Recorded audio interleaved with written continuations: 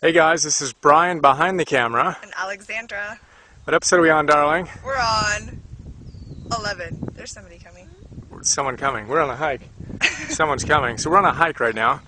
We're just chatting about different things, and specifically, what do we want to talk about today? It's Sunday for us. We just went to the farmer's market, and here we are. So what do we want to talk about today?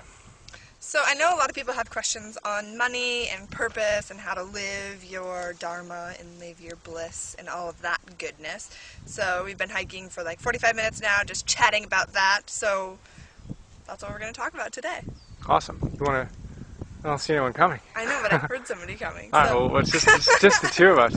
So how do you want to kick it off? I'll let you kick it off. I'm not sure how I want to kick it off. So I did a call yesterday with a guy named Aaron Ross, who's running a course on helping people discover their purpose and get paid to do what they love to do.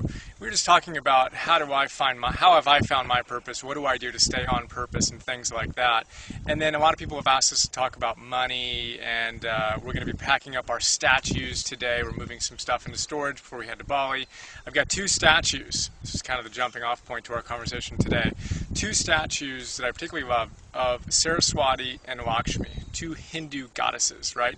And Deepak Chopra has a great story in his book. I think it's Creating Affluence. Awesome little book, A to Z on creating affluence. And he tells this story that if you want to create wealth in your life, there are two goddesses you need to pay attention to, Lakshmi and Saraswati. Saraswati is the goddess of knowledge, and Lakshmi is the goddess of wealth. Most people, when they want to create wealth in their lives, they go straight after. Got people coming. They go straight after Lakshmi. They chase Lakshmi. They want to find all the ways to make money. They want to find the next big thing. They want to spend all their energy in marketing, all of this stuff. And what Deepak says is, no, that doesn't work. If you chase Lakshmi, if you chase wealth, she runs away from you. You never actually really get that relationship. And he says, if you want Lakshmi... Hello, sorry. Hi, guys. Do you want to take your picture together? No, we're good. We're kind of doing a little filming here. I'm sorry. You're No, sweetheart. perfect. We're totally rocking. This is working out great. Thank you. Have a And we great have night. beautiful goddesses in the shot. Yes, perfect. Lakshmi and Saraswati, thank you. Welcome to Ojai, where people are friendly and the skies are blue. So Lakshmi and Saraswati, most people chase Lakshmi, and Lakshmi kind of runs away, right? If you get her, you don't really have a great relationship, right? Deepak says you got to go after Saraswati, the goddess of knowledge, self-knowledge, knowledge about life, wisdom. If you chase knowledge and you really become a better human being, more self-aware, more pure, Lakshmi is a jealous goddess, and she'll chase after you. Wealth will chase after you, precisely because you stop chasing it. So it's become a theme of our lives, is really letting the wealth be a byproduct of our creativity, be a byproduct of us becoming better and better human beings, which is why we prioritize things like our meditation, our exercise, our nutrition, being in integrity, and really communicating authentically, and creating a business where it's not about short-term results, it's about creating something we're really proud of, and allowing those results to take care of themselves. So we just had a high traffic zone on the hike, so we're back. Lots of people. So anyways, yes, I always love that story about the two goddesses. And one of the ways that we have gone through this is, and it's been a process over the last 3.5 years for both of us and over a decade for us individually, but just really simplifying our lives and figuring out what's most important for us. And for me, like, there was a time before I met Brian of I just wanted to read and I wanted to study and I wanted to train and I wanted to eat yummy food and just like live my goddess life. And I was doing that and it was amazing, and I worked and I did massage therapy to kind of pay the bills and do that, and I had my own little massage office and all of this awesome things and training people, and it was literally what I love to do. But what happened was I felt insecure of I didn't have enough. I didn't have a new car, I didn't have the latest phone, I didn't have a house and all of these different things. So I felt there was like a tug of war of like, oh, I'm totally living what I love, I'm really passionate about this, yet I'm not good enough. So there was an insecurity and just like bouncing back and forth of going to expensive workshops and then like, oh, I can't pay for it, and just this dance, and then going to a workshop and telling them, put it on your credit card and everything will be fine. but I didn't want to have to work so that I go to workshops. I didn't want to have to work for my things. So that's been a big practice for me of just like, what do I have passion about? And it's pretty simple. I want good food. I want to have amazing workouts. I want to have time to go on hikes and do things that I love. And I'm not willing to do things that I don't love to do for money in order to pay for the latest, greatest toys. Yep. So I have like an old school phone. I had like a computer that was how old? My little laptop. Seriously, we jokingly call Alexander's phone. We'll go over here. We call Alexander's phone the shoe. She's got a BlackBerry that I used like from 2002 or something like that, maybe 2004. It's pretty funny, but that idea of we don't need to have the newest things. Like, we're looking at it and saying what we really want, and money is important, but too often we're spending all of our energy getting the next thing that's going to impress people, right? And having a fast car and a big house and all the debt to support that lifestyle. And for us, it's become a process of really simplifying and getting out of that mode. And the phone works, it's fine. We don't need to get the newest, latest, greatest phone. Yeah, your computer was, I don't know how old. It's awesome. We just got a new computer. So we invest in things that really support our own actualization. That's our standard. Our deepest value is becoming our highest selves, plugging into the divine within us. This is in Theos, right?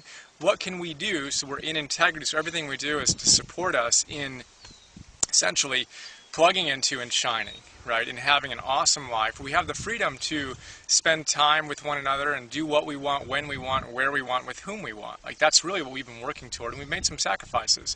Alexandra had her story about her massage therapist. When I was, I built and sold a couple of businesses, but I didn't sell them at the ideal time, and I kind of got to the point where it just wasn't what I was here to do. I had dropped out of law school before. That wasn't my thing, and there's just been this process of really getting in touch with what do I really want to do. And Deepak says, if you had all the time and all the money in the world, what would you do? If you had all the time and all the money in the world, what would you do? And he says, if you really meditate on that question, and you get through the traveling, you travel around the world, and you'd buy some houses for your friends and family. Okay, cool, that's nice.